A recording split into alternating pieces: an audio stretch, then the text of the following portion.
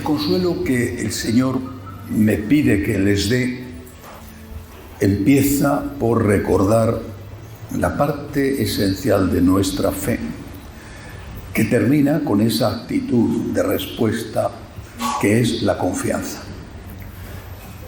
Solo la confianza, ya, solo eso, ya nos da consuelo. No estoy solo. Descansa en Dios, alma mía, que el Señor fue bueno contigo. Y otro salmo dice: no pretendo grandezas que superan mi capacidad, sino que acallo y modero mis deseos como un niño recién amamantado en los brazos de su madre. Confía, no vas a entender a veces, y otras veces entiendes un poco más tarde. Y lo que no entiendas, lo entenderás cuando te encuentres con Dios en el cielo. Confía. La confianza es un acto de fe, pero la confianza es lo que te sostiene en las pruebas, sobre todo en esas que generan tanta oscuridad y tanto dolor. Confianza también en este momento de la hora del mundo y de la hora de la Iglesia. Cuando los primeros cristianos eran echados a los leones, ¿quién podía sospechar que 250, 260, 300 años más tarde el imperio romano poderoso caería y sería un imperio cristiano? Ellos morían confiando en Dios. Todo parecía ir en su contra, pero preferían morir confiando en Dios que adorar al emperador. Y eso nos pasa a nosotros hoy. No queremos adorar al emperador. Somos indómitos y rebeldes. Va en nuestra esencia. Y por eso no nos arrodillamos ante nadie, porque solo ante Dios hincamos la rodilla, porque solo nuestro Dios es nuestro Señor. Esta confianza, esta fe, nos abre la puerta de la siguiente virtud, motivo de nuestro consuelo, la esperanza. Como vivimos en medio de la ignorancia y, como dijo en una ocasión Benedicto XVI, lo que antes sabían los niños, hoy ya no lo saben los ancianos. Al vivir en medio de esta ignorancia tan grande, no sabemos en qué consiste la virtud de la esperanza. La esperanza está basada en una promesa, mejor dicho, en tres promesas. Nuestro Señor prometió esencialmente tres cosas. Cualquier católico debería de saberlo. ¿En qué esperan los católicos? Tres cosas. Primera promesa hecha por nuestro Señor: hay vida eterna. De verdad, hay vida eterna. ¿Creemos en eso?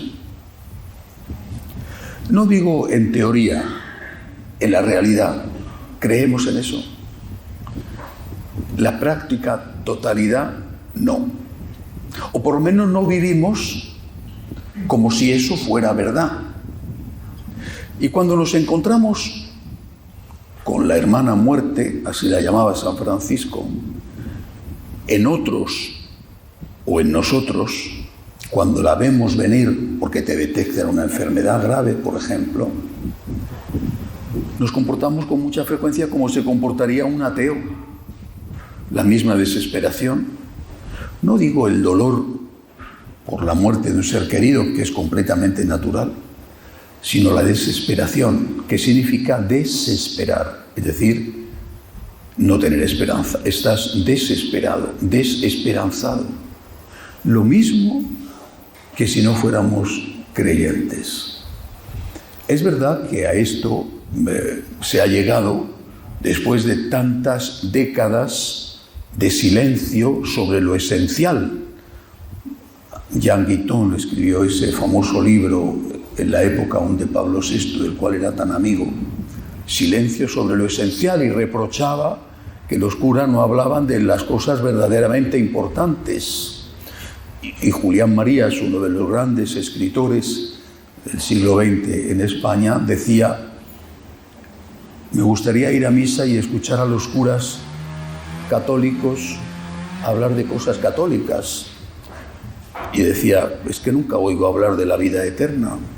Y al final, de verdad, el que se salva sabe y el que no, no sabe nada. Hay vida eterna. Esto no es un sueño, no es una ilusión, no es un engaño, no es algo que hemos inventado para tragar la amarga píldora de la muerte. Hay vida eterna. ¿Y por qué sabemos que hay vida eterna? No solamente lo creemos, es que lo sabemos. ¿Por qué lo sabemos? Porque Cristo ha resucitado. ¿Y por qué sabemos que Cristo ha resucitado? Porque está en las Escrituras. ¿Y no podía ser una mentira, un engaño? ¿Algo inventado? ¿Hay alguien que invente una mentira para terminar despellejado vivo como San Bartolomé, crucificado boca abajo como San Pedro, decapitado como Santiago, echado en aceite hirviendo aunque no murió como San Juan? ¿Hay alguien que invente una mentira para ser perseguido?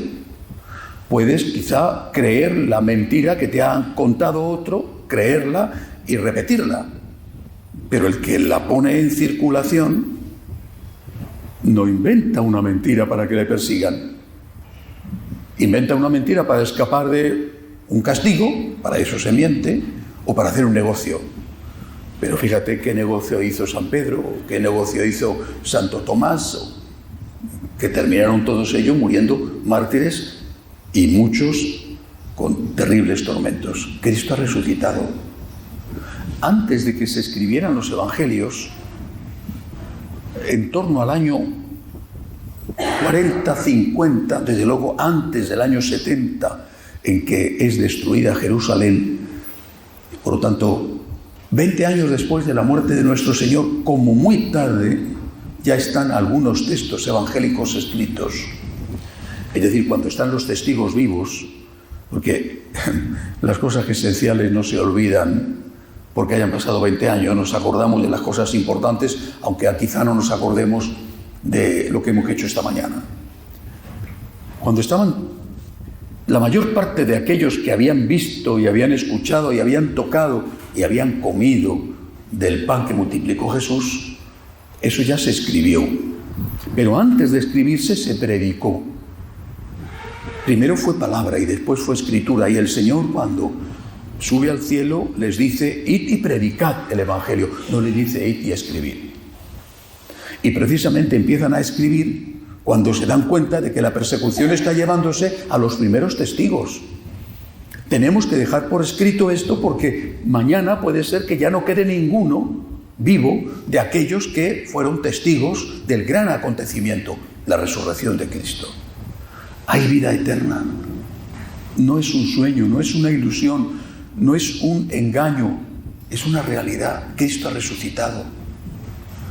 San Pablo, que se encontró con Cristo vivo en aquel camino de Damasco, San Pablo escribe y dice: si Cristo no ha resucitado, somos los más desdichados de los hombres, pero Cristo ha resucitado. Ese es el primer motivo de nuestra esperanza, es lo más grande que nos pueden decir. Mi papá murió, mi mamá murió después, mi única hermana murió más tarde. Solo tengo 2 sobrinos, uno piloto en Qatar y la otra que vive en Madrid.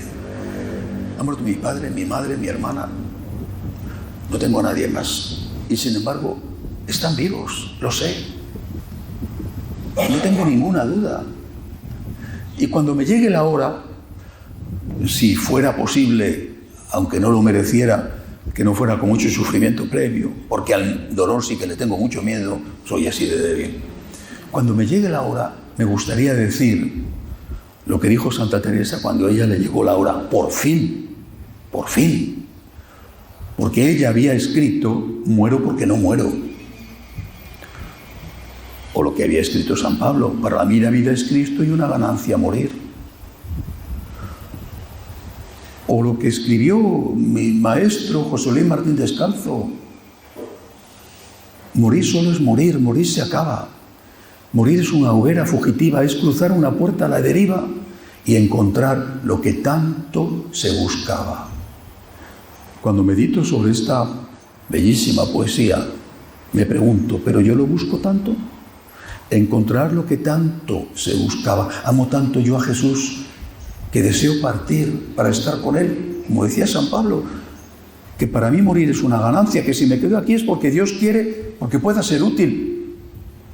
Creo yo en la vida eterna, de verdad. Y no hay fuente de mayor consuelo que esta promesa. Hay vida eterna. Por desgracia no lo decimos, no lo enseñamos, no lo predicamos, lo hemos olvidado y vivimos como si no tuviéramos fe y como si no tuviéramos esperanza. Somos un pueblo desesperado. Y por eso, precisamente, todas estas cosas que nos suceden, personales, familiares, de salud, de trabajo, de política, de iglesia, nos hacen un efecto superior al que tendrían que hacernos. A todos nos tiene que hacer efecto, pero nos hacen el efecto de aquellos que han perdido la fe y la esperanza. La barca se está hundiendo. Es la realidad. La barca se está hundiendo. No es que la barca amenaza a hundirse, no, la barca se está hundiendo. La barca está llena de agua. ¿Y qué ocurrió aquella vez en el lago cuando la barca se estaba hundiendo? Extrañamente Jesús dormía. ¿Pero cómo va a dormir? Con el viento soplando, con la barca hundiéndose. Eso sí que es tener el sueño pesado, ¿eh? La barca hundiéndose. Los apóstoles no daban crédito, que la barca se está hundiendo. Y ya San Pedro le zarandea y le reprocha: pero es que no te importa que nos hundamos. ¿Cómo puedes estar durmiendo a estas horas? Nosotros le decimos eso continuamente. Pero es que no te importa que nos hundamos. Es que no ves cómo está la iglesia, o tu familia, o tu país, o tú mismo. Es que no te importa que me hunda. Y el Señor se despierta y les dice: hombres de poca fe. No les dice: uy, perdonad, qué sueño tan tonto tenía, es que me he quedado traspuesto y un poco más, y efectivamente un poco más y nos vamos todos al agua. No. Hombres de poca fe. Hombres de poca esperanza. ¿Cómo quisiera dejar esto grabado en su corazón? Hay vida eterna. De verdad, hay vida eterna. Es el primer resultado de nuestra fe. Es la primera promesa. Hay vida eterna. No lo olviden jamás. Hay vida eterna. Y no me canso de repetirlo. Hay vida eterna. Hay resurrección. Y hay resurrección de la carne. Cuando San Pablo escribe a los tesalonicenses, les dice: no queremos que ignoréis la suerte de los difuntos, para que no os aflijáis como los hombres sin esperanza. Vaya texto. No dice para que no os aflijáis. ¿Quién no se aflige por la muerte de un papá o de una mamá, de un hijo? ¿Quién no se aflige? Cuando se murió Santa Mónica, San Agustín se puso a llorar. Y sus amigos, sus discípulos le dijeron: pero ¿sabes que está en el cielo? Y él les contestó: ya lo sé, pero dejadme llorar un poco, que se ha muerto mi madre. ¿Quién no se aflige? San Pablo no dice: no queremos que ignoréis la suerte de los difuntos para que no os aflijáis. No dice eso. Dice: para que no os aflijáis como los hombres sin esperanza. Tenemos esperanza. Claro que nos afligimos, pero no como los hombres sin esperanza. Tenemos esperanza. Y esa esperanza nos sostiene, nos alivia. Segunda promesa, la misericordia. Es el Dios de la misericordia que ya lo sabíamos por el Antiguo Testamento, pero que ahora resulta que lo comprobamos y tocamos, porque el Dios de la misericordia se hace hombre. El Dios de la misericordia se hace bebé débil, nace en una cueva de ovejas, Está expuesto a todos los peligros, tanto que, siendo un bebé, se lo tienen que llevar a escape en la noche para que no le mate Herodes. El Dios de la misericordia enseña, el Dios de la misericordia cura, el Dios de la misericordia muere crucificado y el Dios de la misericordia resucita. Hay misericordia. Y el Dios de la misericordia cuenta la parábola del buen pastor, que va a salir en tu busca y que cuando te encuentra no te va a regañar, no te va a decir malvado, pecador, animal, sino que te va a consolar, te va a cargar sobre los hombros, pero no para que vayas de nuevo fuera del redil, sino para que te quedes en él. El Dios de la misericordia se encuentra con aquella mujer sorprendida en flagrante adulterio, a la que querían apedrear, y la salva escribiendo los pecados de aquellos que querían matarla, y después le dice: no te han condenado, yo tampoco, pero vete y no peques más. Que el Dios de la misericordia. El Dios de la misericordia está sin trabajo, está en el paro. ¿Y por qué está sin trabajo? Ha venido para tener misericordia, ha venido para perdonar los pecados, pero está sin trabajo.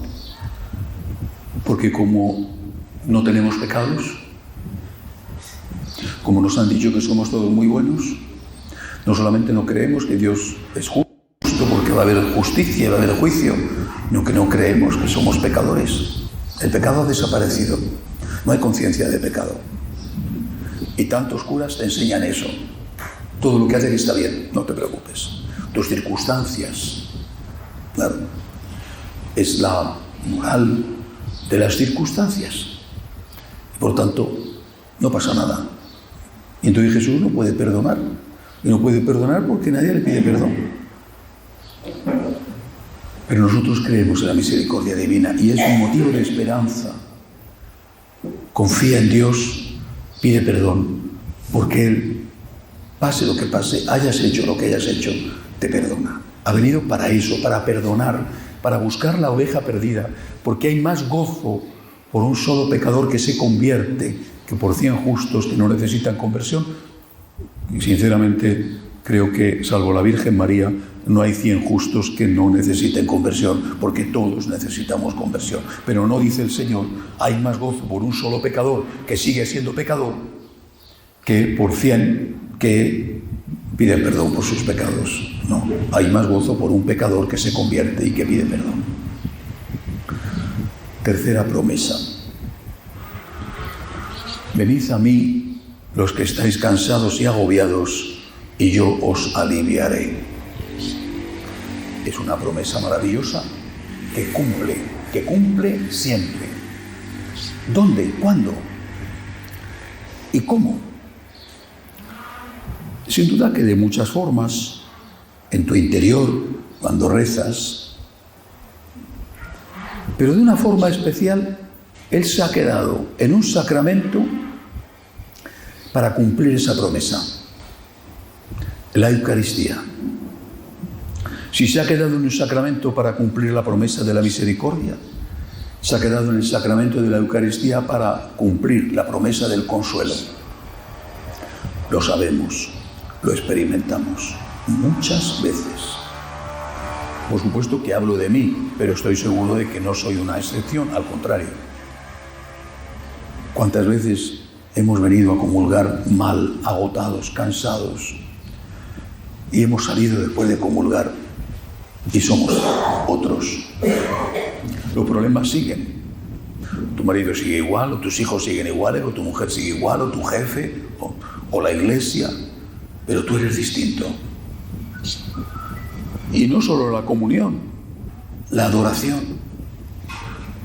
¿Cuántas veces que estando en silencio un rato ante el sagrario, poniendo ante Él todo eso que nos hace llorar, todos los motivos de miedo que tenemos, cuántas veces hemos sentido su mano dulce cerrando las llagas del corazón y hemos escuchado su voz y le hemos oído decirnos: Ven a mí tú, estás cansado y agobiado, ven.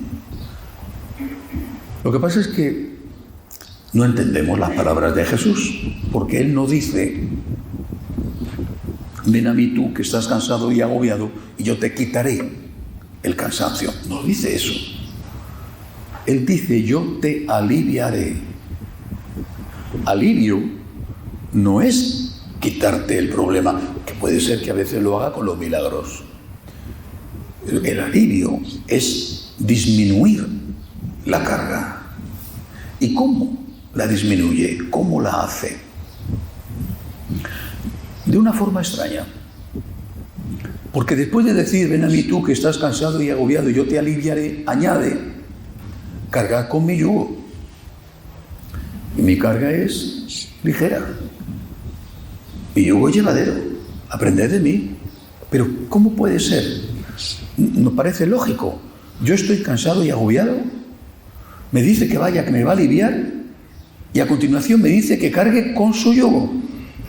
Pero si ya estoy que no puedo más, ¿cómo voy a cargar con otro yugo? Si he venido en busca de alivio. ¿Qué significa? ¿Qué quiere decir?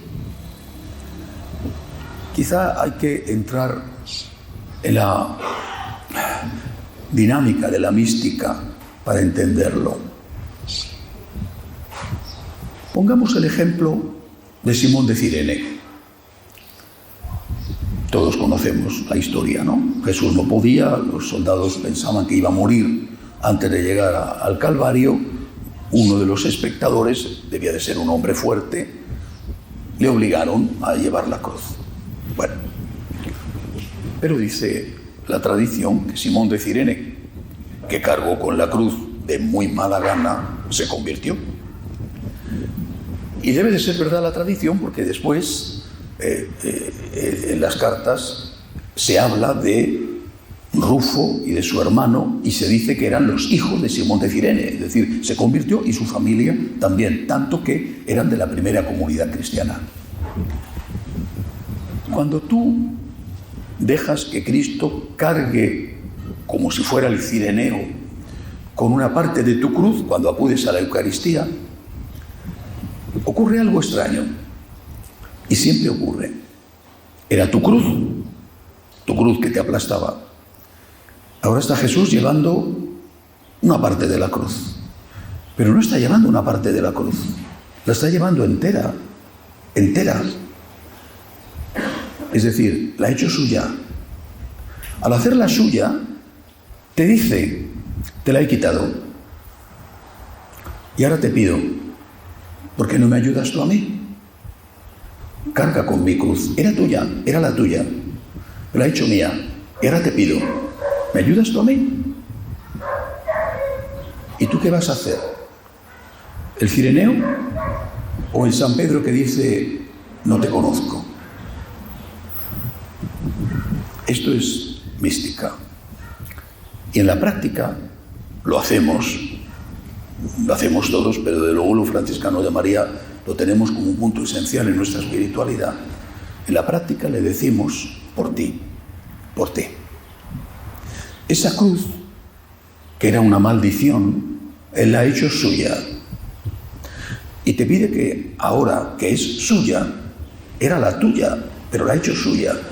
Ahora ya no es una maldición, es su cruz, la que Él lleva por ti. Y te pide, ayúdame tú a mí. Vuelve a cargar con esta cruz. No entera, sino por amor a mí, la vamos a cargar juntos. Yo te la he quitado. Y ahora te pido, ayúdame tú a mí. Sé tú mi cireneo. Yo he sido tu cireneo, te la he quitado. Pero ahora ayúdame tú a mí, sé tú mi cireneo. Yo he hecho tu cruz mía. Y lo hizo. Ahora haz tú mi cruz, que era antes tu cruz. Haz tú mi cruz tuya. Y entonces le decimos, por ti, por amor a ti, por agradecimiento a ti. ¿Y qué sucede? Que cargamos con nuestra cruz. Pero no del mismo modo. Por amor a Él, por agradecimiento a Él y con Él. Y con Él. Tenemos unas fuerzas que no teníamos. Maldecíamos la cruz. Ahora ya no, es la cruz de Jesús. Por ti, Jesús, por ti, por ti, por por ti. Yo estoy realmente pero muy cansado. Esta noche he dormido muy mal, me he despertado, he dormido muy poco, mitad de la noche me desperté a las 3 de la mañana con un dolor de cabeza que me reventaba la cabeza, fruto de preocupaciones y de jaleo de un lado para otro. Y bueno, busqué una pastilla que me aliviara el dolor de cabeza. Bueno, al final, después de un largo rato, me volví a quedar dormido un poquito más. Pero en tanto la pastilla hacía su efecto, volví a recuperar el sueño.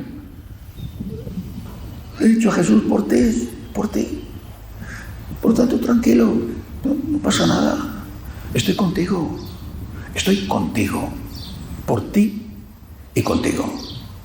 Y contigo significa que en lugar de ponerme nervioso, de jurar en arameo, de protestar, de maldecir, de decir lo que sea, estás tranquilo, tienes paz, estoy con Él.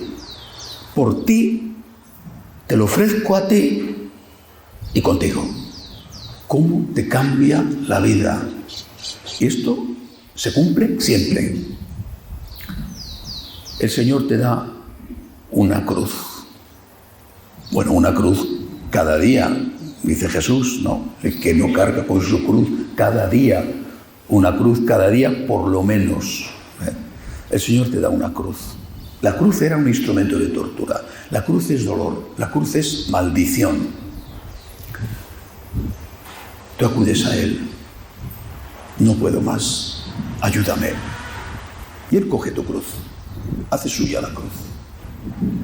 Y te dice, carga con mi cruz. Era la tuya, era el dolor de cabeza, era la preocupación, era el miedo, era lo que sea, tu cruz o tus cruces, era la soledad, era el no saber qué va a ser de ti mañana, lo que sea, era tu cruz. Y ahora es la cruz de Jesús. Y ahora Él te dice, por mí, ayúdame, acéptalo por mí. Y tú lo haces por agradecimiento y por amor a Él. Entonces esa cruz que era tuya, que Él ha hecho suya, vuelve a ser tuya, pero solo a la mitad, porque tienes una fuerza que no tenías. Ya no maldices, ya no te consideras un desgraciado, ya no te consideras una víctima, sino que tienes una oportunidad de decirle, te quiero, como la tenían los mártires, como la tienen los enamorados, como la tienen los papás con sus hijos. Te quiero. Este trabajo, este problema, este esfuerzo que hago, lo hago por ti y feliz de la vida, por ti y feliz. Qué suerte que tengo de poder hacer algo por ti. Qué suerte que tengo de poder expresarte de esta forma tan sencilla, porque comparado con lo que ha hecho por nosotros no es nada. Qué suerte que tengo de poder expresarte mi amor y de decirte, por ti llevo esta cruz. Póngale el nombre. Una convivencia difícil, por ejemplo, porque esa es una cruz duradera, una enfermedad que no se cura, la muerte de alguien a quien querías tanto que te parece que la vida ya no tiene sentido, que está vacía, y esa también es una cruz duradera. Lo que sea, por ti. Como no sabemos, porque no nos lo han explicado, no sabemos lo que significa, por ejemplo, que cuando termina el canon de la misa, el sacerdote, levantando el pan consagrado Cristo, el vino consagrado Cristo, dice, por Cristo, por ti Jesús. Y nosotros decimos por Cristo y le estamos diciendo por ti Jesús, por ti, por amor a ti cargo con mi cruz, porque has hecho tuya esta cruz y ahora ya es tuya y por eso yo quiero ayudarte. Por ti Jesús, por ti, por Cristo, con Cristo. ¿Qué significa? Con tu ayuda. Si no, no puedo llevar la cruz. Por ti, contigo, en ti, para unirme a ti. para entrar en la unión mística contigo, porque solamente a través de la llaga del dolor se entra en el incendio del amor, como decía Santa Teresita. Por ti, Jesús, contigo, con tu gracia y tu fuerza, Jesús, para unirme a ti en este momento en que tendría ganas de salir corriendo. Eso es lo que nosotros recibimos en la Eucaristía. Cuando alguien me pregunta, ¿qué tengo que hacer? ¿Tengo tentaciones o tengo caídas o me siento solo? Siempre digo, hay un sacramento, vete a él. Es el pan, es el alimento, es la fuerza, es el consuelo. Vete a la Eucaristía, a rezar, a comulgar si puedes comulgar. Vete a la Eucaristía, vete a la Eucaristía. Si puedes, a la adoración, que le ves con los ojos del cuerpo, aunque solo veas un pedazo de pan, y con los ojos del alma, sabiendo y experimentando muchas veces que está ahí. Vete a la Eucaristía y encontrarás el consuelo que ha prometido.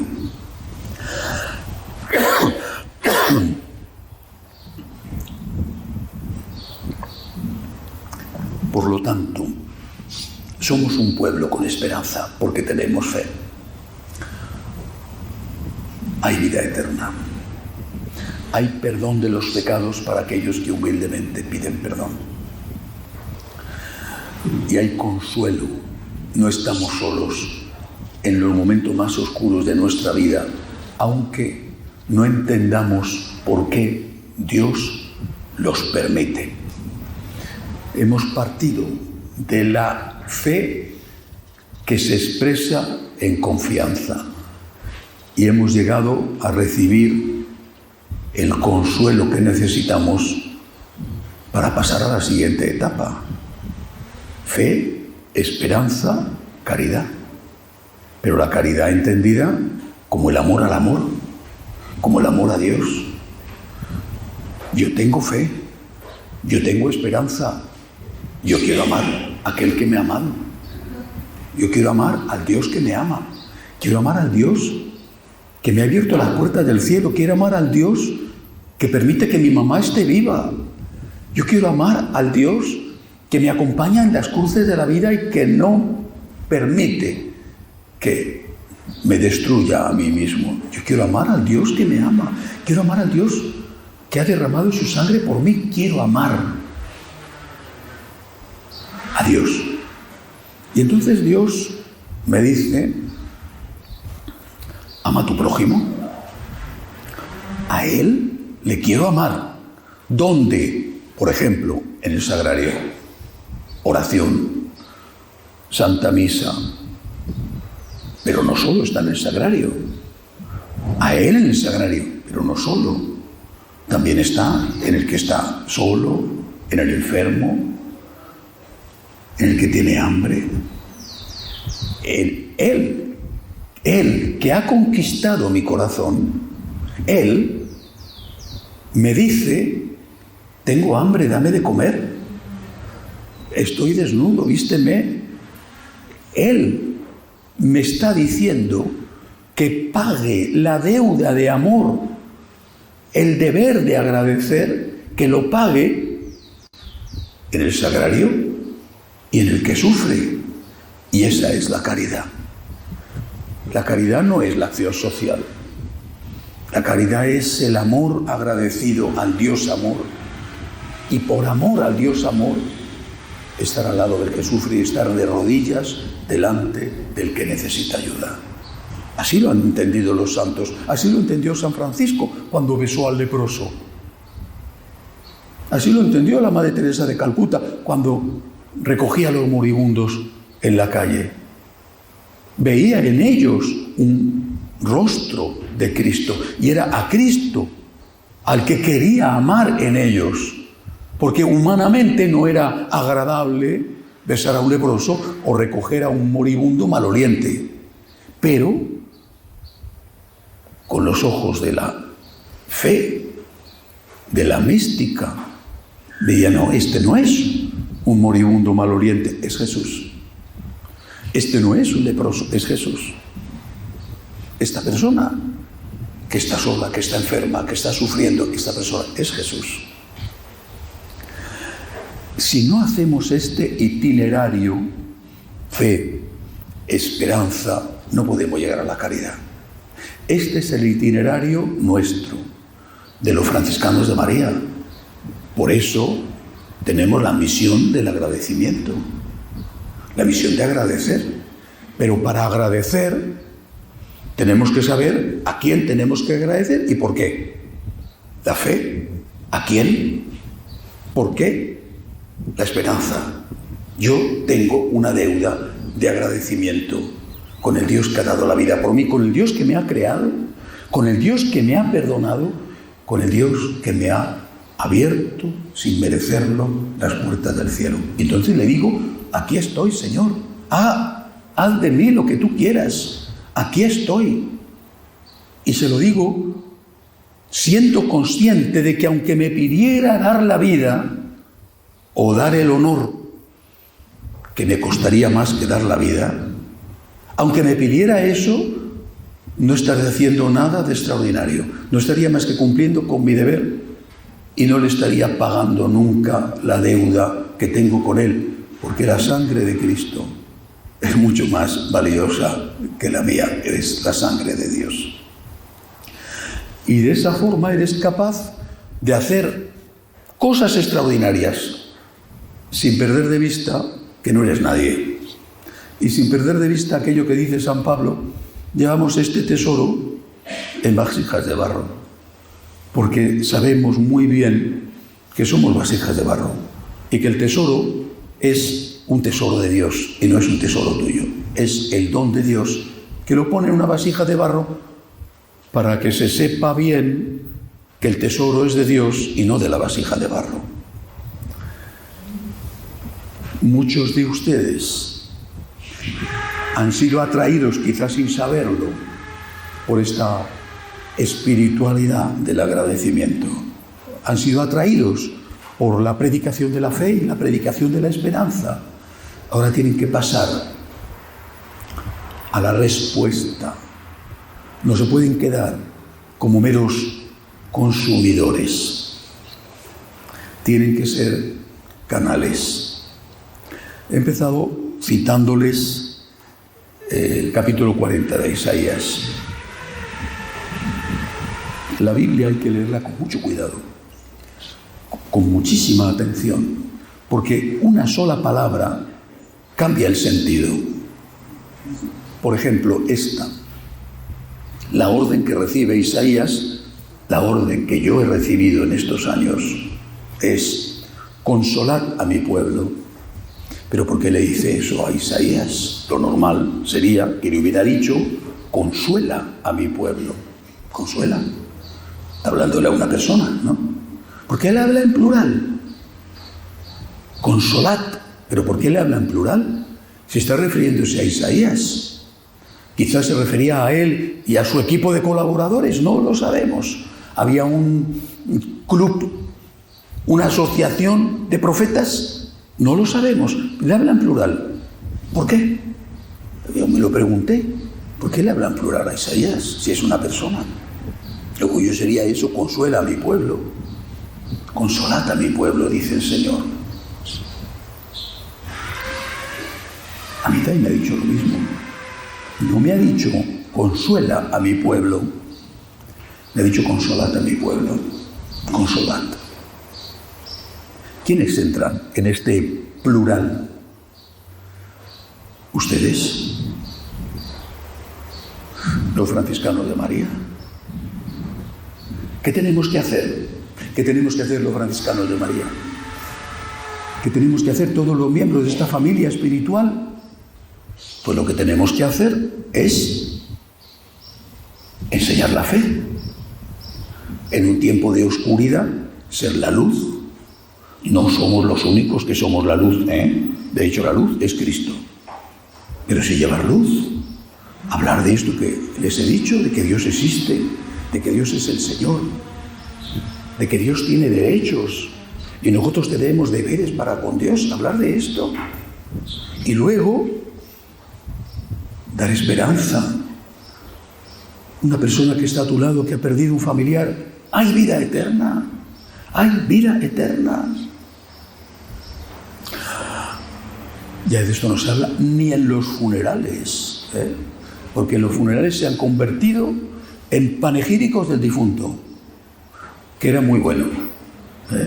A veces llegando a la ridiculez de encontrarte que están delante las dos mujeres o tres que ha tenido, y se dice, el cura, que no sabe nada, dice, qué buen esposo era.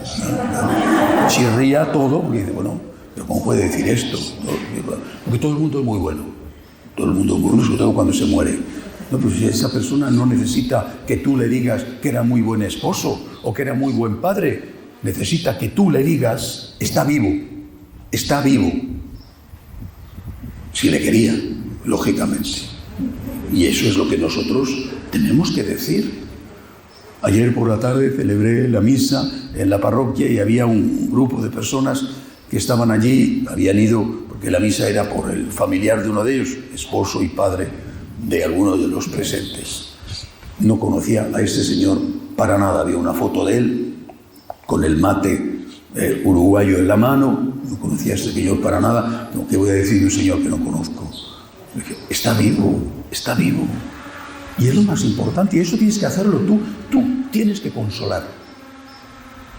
Y tú tienes que decir, hay vida eterna. Y tú tienes que decir, tus pecados son perdonados. Y Dios está esperando a perdonarte, pídele perdón. Pase lo que pase, hayas hecho lo que hayas hecho, hay perdón para ti.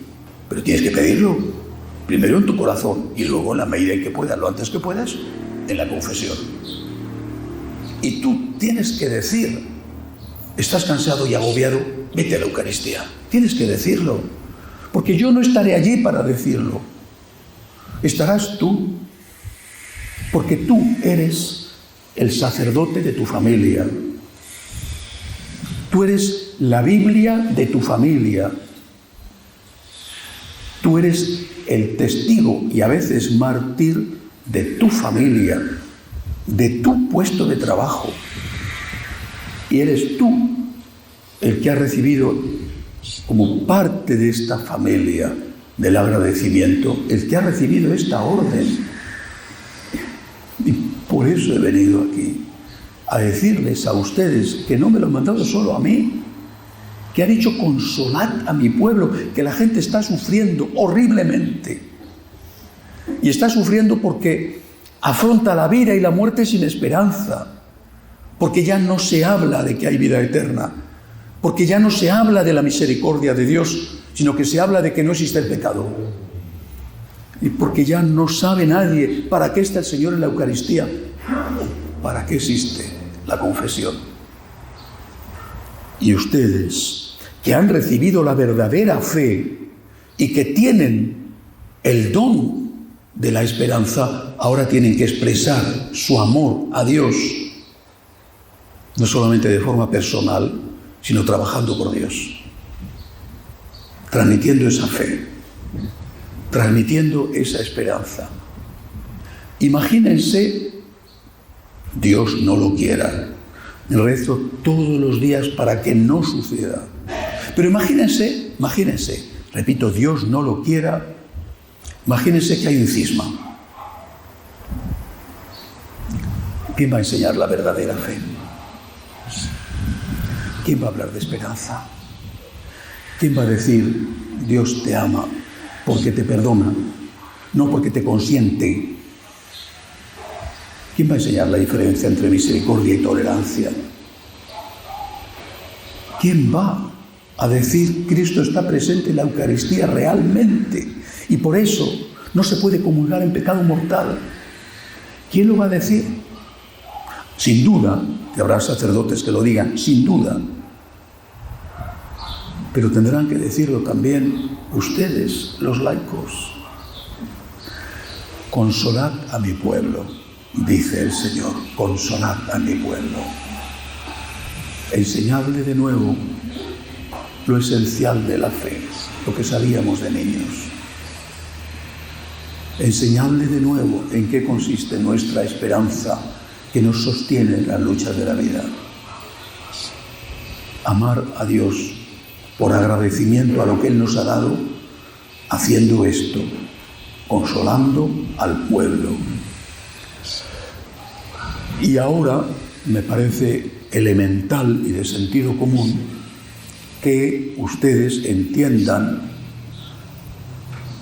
que no se puede hacer esto solo, que nunca se puede hacer esto solo, y en este momento el ir por libre e ir solo es un suicidio, porque si estás en un contexto de minoría acosada, ridiculizada, incluso burlada en aquellos sitios donde deberías encontrar apoyo, consuelo, luz y esperanza, si no te unes con los otros hijos de María que quieren hacer lo mismo que tú, creer, esperar y amar, pues entonces fácilmente claudicas.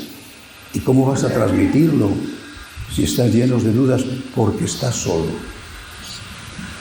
La soledad es el gran arma del demonio. Dios creador, cuando creó a Adán, dijo a continuación: no es bueno que el hombre esté solo. Esta manía demoníaca que tantos tienen de pensar que él solo y no necesita a nadie es la causa de tantas caídas y también de tanta falta de eficacia a la hora de evangelizar. El Señor nos da una orden y una súplica: consolad a mi pueblo. Una orden y una petición: consolad a mi pueblo. Unidos. Recibid para dar. Sed canales. Recibid todas las semanas un tema de formación. Todas las semanas un punto de dirección espiritual. Recibid para dar. Recibid consuelo para consolar. Recibid la luz de la fe para transmitirla. Y si un día ocurre la gran tragedia, Dios no lo quiera, de un cisma, que al menos haya una pequeña semilla, un pequeño resto del pueblo de Israel que pueda seguir transmitiendo a la siguiente generación: Dios existe, Dios es el Señor, Dios es amor, Dios es Padre, hay vida eterna, hay misericordia y hay un consuelo para aquellos que se acercan a Dios. El Señor les espera y no van a decirle sí o no a un sacerdote, van a decirle sí o no a Dios. Que así sea.